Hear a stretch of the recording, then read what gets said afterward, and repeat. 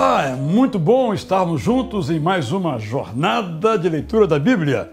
Hoje, expondo a 8ª estação, Êxodo. Esse é o livro dos capítulos 1 a 8.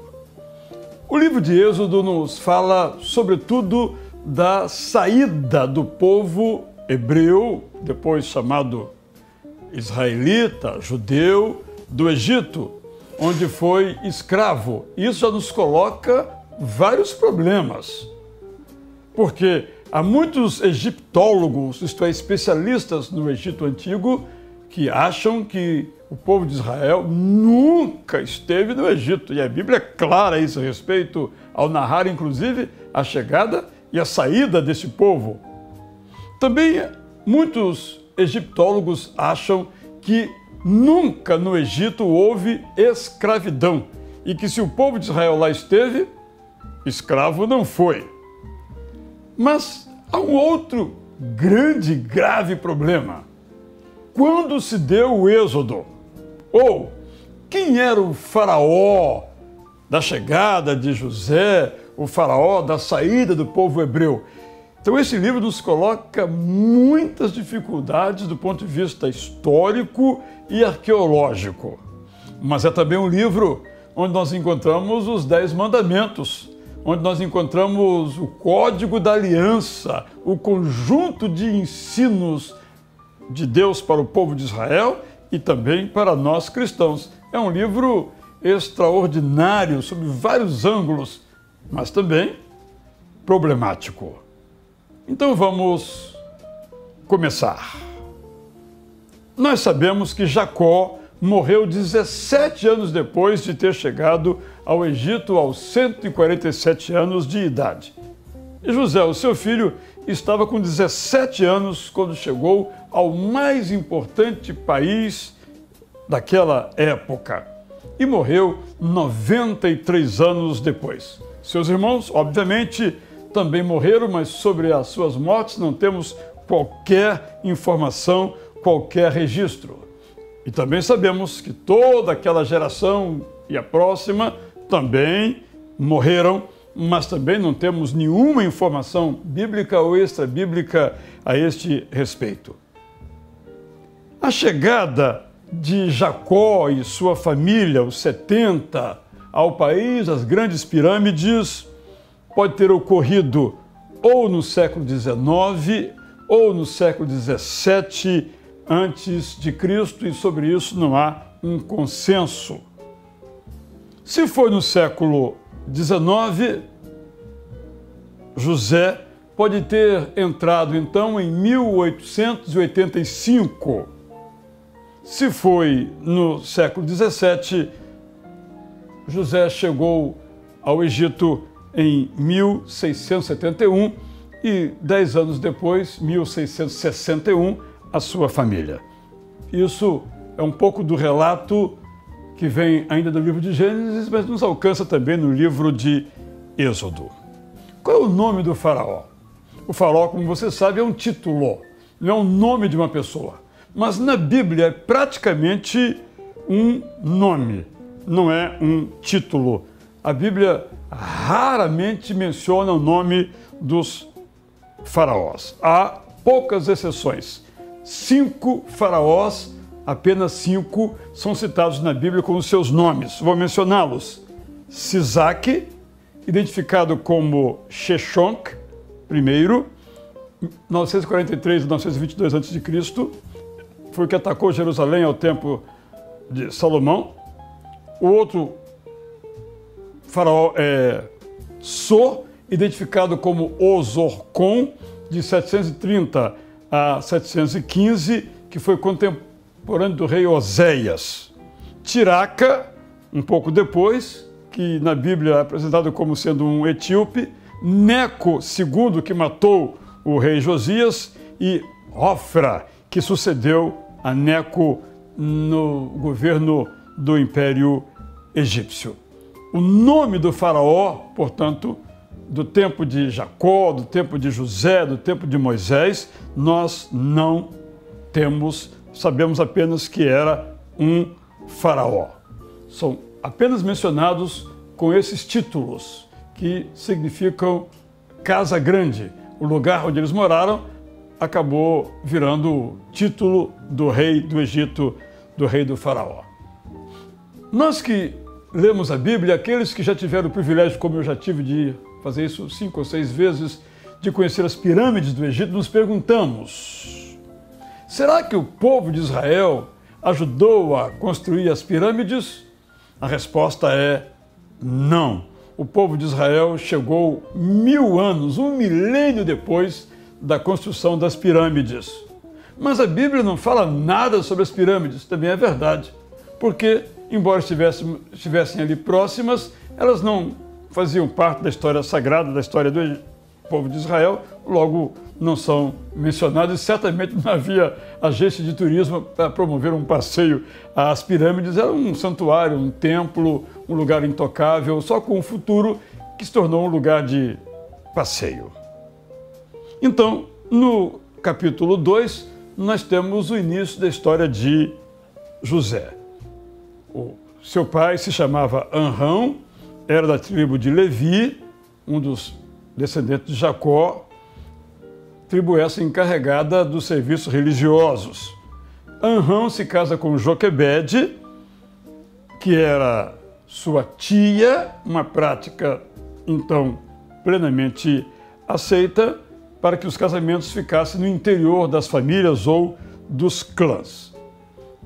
Moisés nasce, acontece uma grande dificuldade, porque diz a Bíblia que o povo hebreu estava crescendo muito, e para que impedir essa natalidade, esses nascimentos, o faraó determinou às parteiras, isto é, as médicas de família, as encarregadas dos nascimentos, que elas sacrificassem e matassem todas as crianças do sexo masculino que nascessem. Neste caso, nós temos uma história de Moisés, cujo nome significa tirado das águas, e que tem um relato muito interessante. Com 3 meses de idade, diz a Bíblia, Moisés, o bebezinho, foi acondicionado num cesto de papiro, reforçado com betume e piche. Olha que, vamos chamar de ironia da história. O papiro era uma planta do rio Nilo, portanto, o papiro era nacional, podemos dizer assim. Mas o betume era importado, era de Canaã, e era abundante, até hoje é abundante na região do Mar Morto. E o piche ou asfalto também era de Canaã. É só um detalhe bastante, vamos chamar de curioso. E para evitar que Moisés fosse afogado, então, no rio Nilo, como era a prática, houve, então, esta providência. Só que, enquanto esse barquinho, esse cestinho com um bebezinho fazia o seu caminho sobre as águas, surfava o barquinho, não o coitadinho do bebezinho, sobre as águas, há o episódio de que a princesa, ou uma das princesas, estava se banhando ali no rio Nilo e adotou essa criança como a filha do coração. Só para a gente entender um pouquinho, teve um faraó que teve 59 filhos, metade deles filhos, só para a gente entender um pouquinho. Não havia o costume naquela época de se usar o rio Nilo como um balneário. Não era comum, como hoje é comum. Por exemplo, eu passo sobre o rio Nilo já algumas vezes, já passei, e você vê gente tomando banho, você vê mulheres lavando roupa, você vê pescadores à sua margem. Vê turistas, mas isso, obviamente, naquela época não tinha, de modo nenhum, esse tipo de uso. Enquanto isso, o povo estava ali na terra de Gósen. Quantos anos?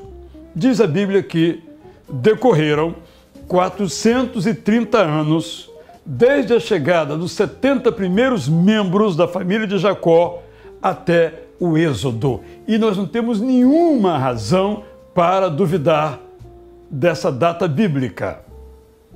Por que não temos razão? Porque as outras informações a esse respeito também são baseadas em conjecturas. Preferimos ficar com um relato bíblico que é claro a este respeito. A história se desenvolve e nós encontramos um outro momento na vida de Moisés, já grande, crescido no palácio. Alguns especulam que ele foi treinado, educado para ser um faraó, mas isso é especulação, não temos nenhuma informação a esse respeito. O fato é que ele já crescido vai à terra de Gósen, onde aí estavam os seus patrícios, e lá ele se envolve num episódio sangrento. Ele, a socos, mata um egípcio. Egípcio esse que, de algum modo, oprimia um hebreu. Escondeu o corpo na terra, conhecemos a história, e quando ele foi visitar os seus patrícios e se envolveu numa outra polêmica, Moisés era muito briguento, temperamento muito forte, perguntaram a ele se ele queria fazer o mesmo que ele tinha feito com o egípcio. Ele percebeu então que tinha sido descoberto e fugiu para não morrer, porque o faraó tinha poder de vida e morte, e uma morte era condenada com outra morte. Essa era a legislação. Ele foge e vai para Midian. Onde fica Midian? Outra controvérsia. Mas podemos afirmar que Midian ficava localizada na região leste do Egito, perto do Golfo de Acaba, que hoje então seria parte da Arábia Saudita. E ali moravam os midianitas, descendentes de Midian, filho de Abraão com Quetura. Olha o livro de Gênesis voltando aí ao cartaz na nossa história. Pouco sabemos sobre as cidades, sobre a religião de Midian, mas sabemos que Jetro, também chamado de Reuel, tinha um papel importante ali naquela sociedade. Moisés, então, empregado de Jetro, casado com uma das filhas de Jetro, sai para pastorear o seu rebanho.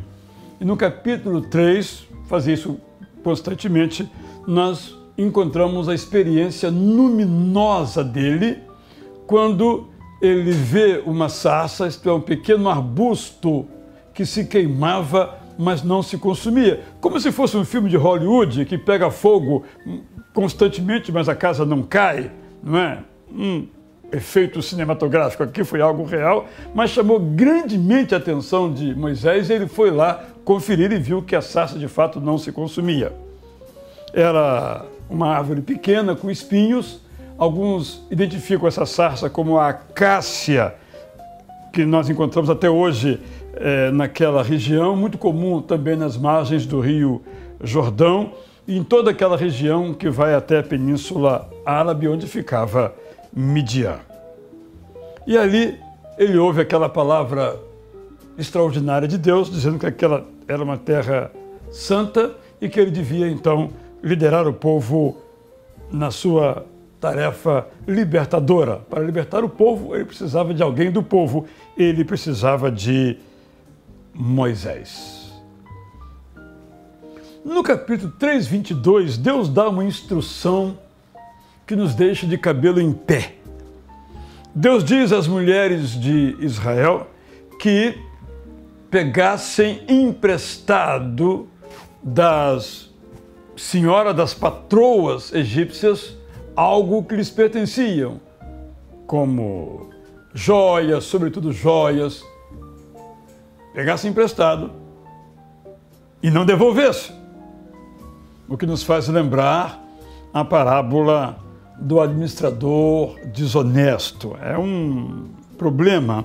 Nós podemos entender esse problema como sendo um ato de justiça de Deus. Isto é, as mulheres hebreias trabalhavam como escravas ou como empregadas muito mal remuneradas e não podiam sair com as mãos abanando, sem nada. Então Deus fez justiça, providenciando que pegassem algumas coisas das suas senhoras para que com isso pudessem tocar daí para frente as suas vidas. No capítulo 4, 14, nós encontramos outra frase que nos incomoda quando se fala da ira de Deus. Eu gosto sempre de repetir que a palavra real aparece no Antigo Testamento, aparece no Novo Testamento, mas ira não tem uma dimensão moral, apenas uma dimensão emocional. Quando Deus se ira, ele não peca. Quando você se ira, você peca. Quando eu iro, eu peco. Quando Deus se ira, ele tem um sentimento profundo de pesar, de tristeza por aquilo que faz o ser humano, mas ele não peca moralmente falando. Um grande tema que nos aparece neste livro é sobre a responsabilidade de Faraó. Mais de uma vez, no 4:21 aparece, depois no 7:3, 14:4 e também 14:17, Deus endureceu ou iria endurecer o coração de Faraó para Faraó não deixar o povo sair. Logo, que responsabilidade teve Faraó? É um pouco da mesma preocupação quando Judas, o traidor, é chamado de filho da perdição ou filho da traição. Judas, então, não teve nenhuma responsabilidade? Ele tinha que aparecer na história? Essa alusão ao episódio de Judas no Novo Testamento nos ajuda a entender esta frase aqui, que Deus endureceu o coração de Faraó, por isso ele não deixou o povo ir no primeiro diálogo que teve com Moisés e Arão. Acho que podemos entender esta percepção dizendo o seguinte. Primeiro, é uma profecia. Deus diz a Moisés que o Faraó não deixaria que o povo saísse, que o Faraó ficaria com o seu coração endurecido. É uma espécie de profecia. Quando Deus diz que Faraó vai se endurecer, está usando do seu conhecimento, da sua presciência, do seu conhecimento prévio dos fatos. Moisés não sabia o que ia acontecer, Moisés não sabia o que Deus iria fazer, mas obviamente Deus faria. O Faraó, então, por interesses de ordem econômica e política, ele impediu que o povo saísse e só deu sua permissão a si mesmo por tempo curto, achando que logo depois mudaria de ideia após a 10ª praga. De modo nenhum, portanto, o Deus endureceu o coração de Faraó, quer dizer que Faraó não teve responsabilidade. Até podemos imaginar que cada praga era uma oportunidade que Deus dava a Faraó de se arrepender, mas o Faraó endurecia cada vez mais o seu coração. Uma última explicação é a seguinte: Deus é o Senhor da história.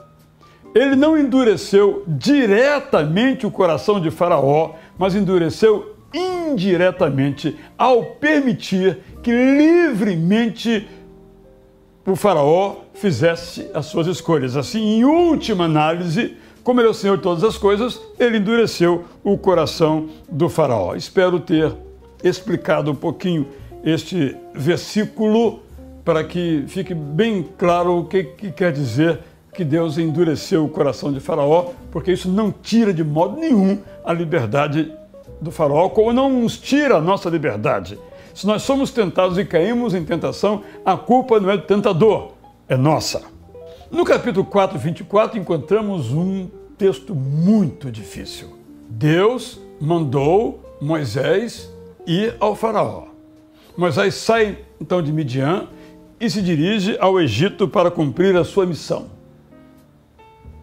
Foi dormir num hotel, uma estalagem, hotel, uma pensão, beira de estrada. E de noite Deus quis matá-lo. Ora, como Deus quis matá-lo? Se deu a ele uma missão e ele estava indo para cumprir aquela missão. Esse texto é muito difícil, até a tradução dele é muito difícil, o hebraico dele é muito difícil, mas vamos então aqui entender. Primeiramente, qual foi o erro do grande líder Moisés? Foi focar no trabalho e esquecer a família. era tarefa dele pastorear a sua família. Isso incluía circuncidar o seu filho. Mas ele, talvez envolvido com as questões em que estava implicado, não cumpriu a sua tarefa. Então vem a esposa dele, Zípora, que não era israelita, mas midianita, que não conhecia os deveres que vinham desde Abraão para todos os seus descendentes, e ela então ali faz o papel de pastora e entrega o menino, coloca aos pés de Moisés, para que Moisés possa cumprir o seu rito, então circuncidando o seu filho, não sabemos se Gerson ou se Eliezer. E aí, como todas as circuncisões, ele usou uma faca de pedra, ou sílex. Não havia, obviamente, naquela época, qualquer tipo de objeto de metal. Um trabalho que ele detestou, mas finalmente ele fez. Então essa informação de que Deus desejou matar Moisés pode também ser entendida como uma doença que acometeu Moisés na viagem, e a sua esposa interpretou como sendo um castigo de Deus pela desobediência de seu marido e não circuncidar o seu filho. Zípora então decidiu fazer o sacrifício, a circuncisão, para que Moisés fosse perdoado. É um conjunto de possibilidades, mas o fato é que depois da obediência de Moisés, através da sua esposa, ele pôde continuar a sua viagem e a sua missão. Nós temos duas questões que eu quero então comentar, que é sobre a escravidão dos hebreus. Como eu disse anteriormente, os egiptólogos dizem que não houve tal escravidão. Eu direi o seguinte: converse você com uma pessoa que tem um patrão, seja doméstico ou comercial. Como é que ele vê o modo como o seu patrão o trata? Ele paga pouco, ele é muito exigente e ele traz uma carga pesada de trabalho. Agora você olha do ângulo do empregador. Ele diz que paga bem, segue as leis, dá uma carga justa de trabalho e espera mais seus empregados que não correspondem, por exemplo. Então, pode ser que da perspectiva dos egípcios, aquilo não fosse escravidão, mas da perspectiva de quem recebe, o tratamento é escravidão. De fato, não há nenhum documento na literatura egípcia, e nunca haveria, porque toda a literatura oficial, em todos os tempos até hoje, é sempre literatura triunfalista, só coisas boas. Não vão admitir que eram escravocratas, nunca vamos encontrar um documento dessa natureza. A segunda questão é o nome de Deus.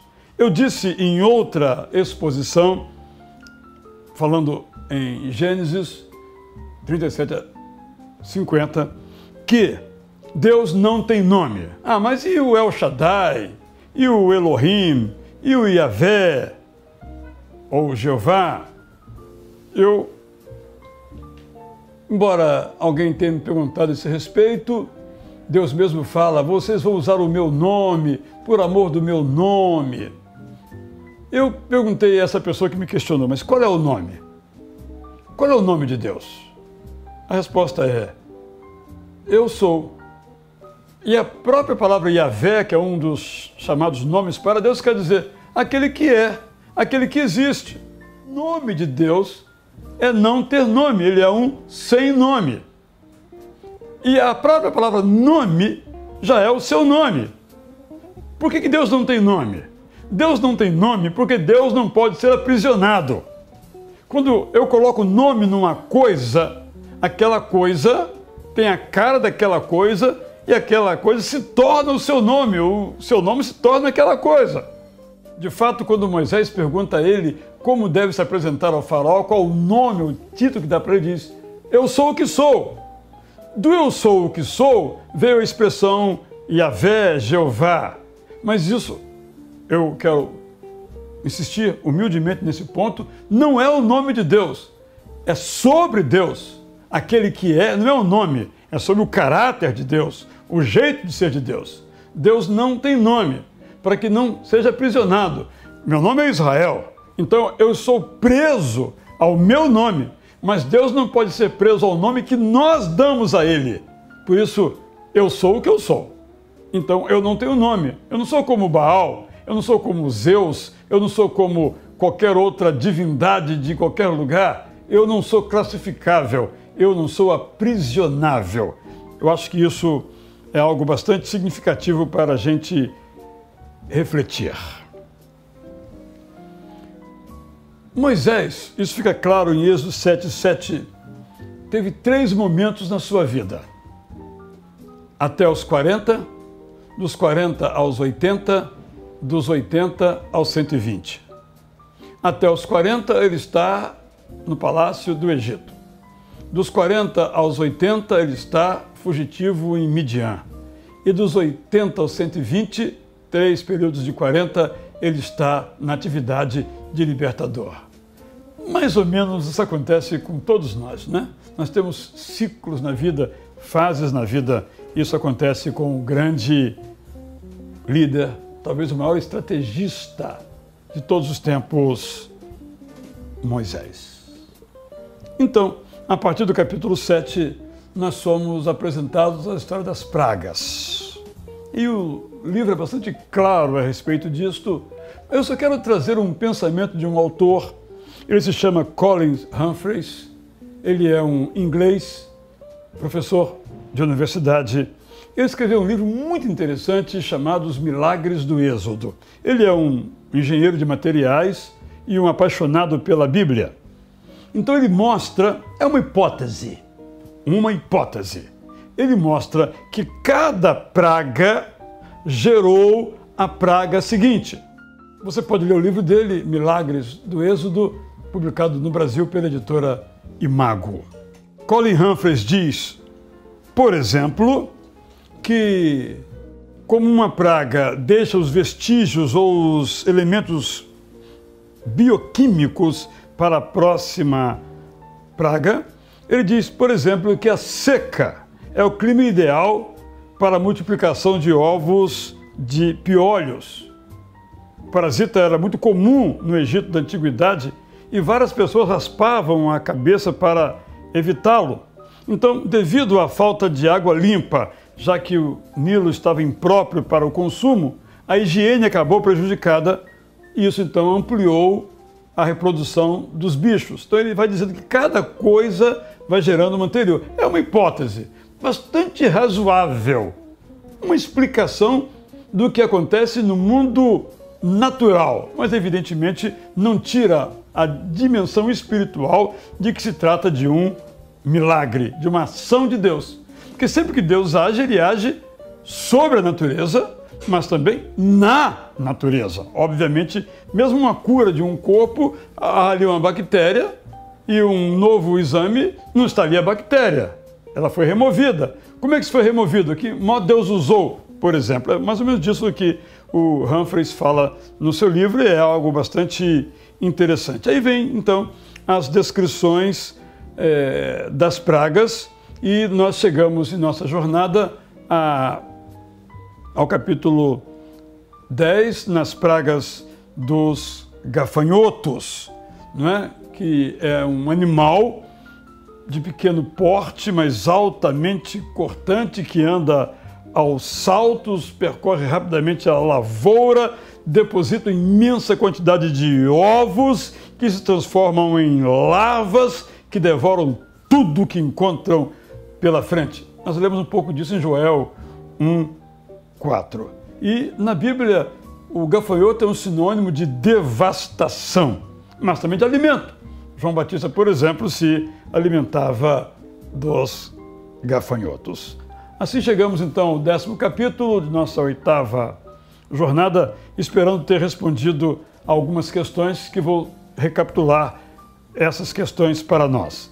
A primeira, a da cronologia. A família de Jacó, logo o exercício do vizirato de José, se deu no século XIX ou no século XVII. A segunda, os faraós da Bíblia, não sabemos os seus nomes, exceto de alguns, mas os do Êxodo ou de José, nós não sabemos os seus nomes a Bíblia os chama apenas de faraós. Falei das pirâmides, não foram construídas por trabalho escravo dos hebreus, já estavam lá quando os hebreus chegaram em 70. Aprendemos um pouquinho sobre a ironia de o cesto em que Moisés foi salvo. Encontramos nisso aí uma ironia, porque era feito esse cesto de papiro, que era egípcio, mas os elementos demais vinham todos de Canaã, que também estavam sob o jugo dos egípcios naquela ocasião. E a outra questão ainda cronológica é sobre o tempo de duração da opressão. Está em Reis isso, 430 anos foi o tempo de duração desde a chegada dos 70 membros da família de Jacó até o êxodo liderado por Moisés. A outra pergunta que eu procurei responder é sobre a localização do chamado Monte de Deus. Então, uns acham que ficava no que seria hoje Midian, ontem Midian, hoje Arábia Saudita. Outros acham que ficava na península do Sinai. Até hoje, todos os peregrinos vão a este lugar. Perto há uma igreja e há um mosteiro chamado Mosteiro de Santa Catarina. Há ali algumas alusões ao fato de Moisés ali ter caminhado, mas são apenas conjecturas. Não sabemos rigorosamente onde fica esse Monte Sinai. Quanto à hipótese de ficar na Arábia Saudita, é impossível saber, porque a Arábia Saudita não permite a entrada de estrangeiro de hipótese alguma no seu país. Encontramos um outro problema, que eu espero ter respondido, que é Deus pedir às mulheres que subtraiam de suas patroas egípcias joias, como uma forma de fazer justiça àquela situação em que viviam de opressão ali entre aquele povo. E a última questão, talvez uma das mais importantes, seja a do endurecimento do coração de Faraó, em que eu lembrei que isso não implicou em que não tivessem responsabilidade por seus atos de impedir que o povo de Israel deixasse aquele país. Espero, assim, ter ajudado você a ler melhor a 8ª estação, Êxodo 1 a 10. Eu sou Israel Belo de Azevedo e agradeço muitíssimo a sua atenção e espero vê-lo na nossa próxima estação, começando com o capítulo 11 do mesmo livro de Êxodo, que inclui a saída propriamente dita, ou o êxodo do povo de Israel do Egito rumo a Canaã, onde chegaria 40 anos depois, mas isso já é um outro capítulo da história que, se Deus quiser, juntos nós veremos.